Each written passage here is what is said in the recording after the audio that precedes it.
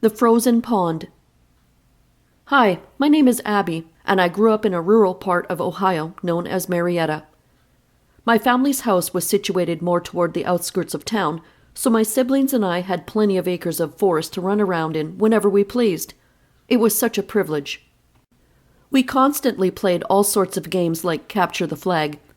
In the winters, we were blessed with the variety of what we like to think of as our own personal ice skating rinks. There were 3 ponds within walking distance from our place, and the biggest and best one was probably just under a mile away. That one was our favorite because there was a hill on one side of it that was perfect for sledding. The water wasn't too deep in any of these ponds, so I think that's why our parents felt okay with us going there unsupervised. My Sasquatch sighting happened in February of what I'm almost certain was 1989. It was, of course, way back in the day when kids lived normal lives and were encouraged to get dirty outside rather than stay glued to their gadgets. If you think about it, it's kind of ironic how the average person is now equipped with so many more ways to capture footage of this species, yet we're more inclined to get distracted by those very items and maybe even miss what's right in front of us. Since we spent virtually every afternoon after school running around in the woods, it's almost surprising that we only had a single sighting of these things. None of us had ever heard of anything like the Sasquatch frequenting the area, so it was as shocking as it could be.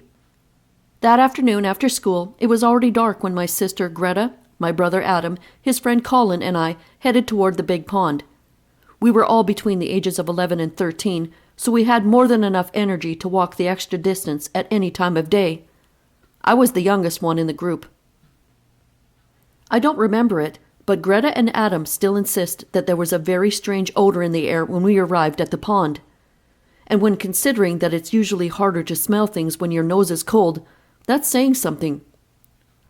Both of them agreed that it smelled a little like a farm and a little like decaying flesh. They frequently tell me I'm crazy for not being able to recall something so foul. Maybe I wasn't close enough to hear them mention it, and perhaps I was wearing a cold weather face covering, making it so I couldn't smell as easily. What I do remember is that I hadn't even finished putting on my ice skates when they appeared. At initial glance, I thought a couple of trees up on the hill were swaying from the wind. It was very dark up in that area, and if it hadn't been for the snow reflecting the faint moonlight, I doubt I would have noticed them at all. When one of them walked a few feet to the left of the other, I instantly felt a very pronounced feeling of fear. I was standing up and running over to my siblings when I noticed they were also staring at the odd figures atop the hill. I distinctly remember how there was something about seeing all of them acknowledge the tall figures that made me panic even more. By that point, I had on one boot and one ice skate, so making my way over to them was a bit awkward. "Where did the other one go?" I asked once I arrived at Adam's side. I could only make out one of the figures when I returned my gaze to the hill. "It looked like it went up in the tree," Greta said. I should interrupt the story to mention how my sister later said it appeared to leap into the tree. She said it was one of the most agile and athletic-looking movements she had ever seen, and that it happened so quickly she might have missed it if she had blinked. Suddenly, the top of the large tree started shaking, making it look as though it were snowing exclusively in that small area. The other figure was so dark, making it hard to tell whether it was facing us or if its back was turned to us. I don't recall any eye shine. I've come across a few reports with claims of red glowing eyes. Nobody from our group claimed to have seen anything like that. "I think they want us to go," Greta whispered with a quiver in her voice. Everyone else agreed with her, and we all began walking away. I'm so glad that not a single one of us started running, because I'm sure that would have prompted all of us to run. Who knows how those things would have reacted to that? It's chilling to think about. Since my other ice skate was laying on the ice between us and the creatures, we silently agreed it was best to leave it.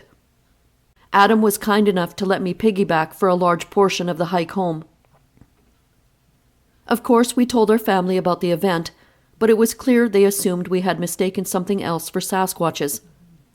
I can't blame them for trying to act rationally. After all, kids do have wild imaginations. None of us ever saw anything like it ever again. I consider myself very lucky to have glimpsed what might very well be the rarest organisms on Earth.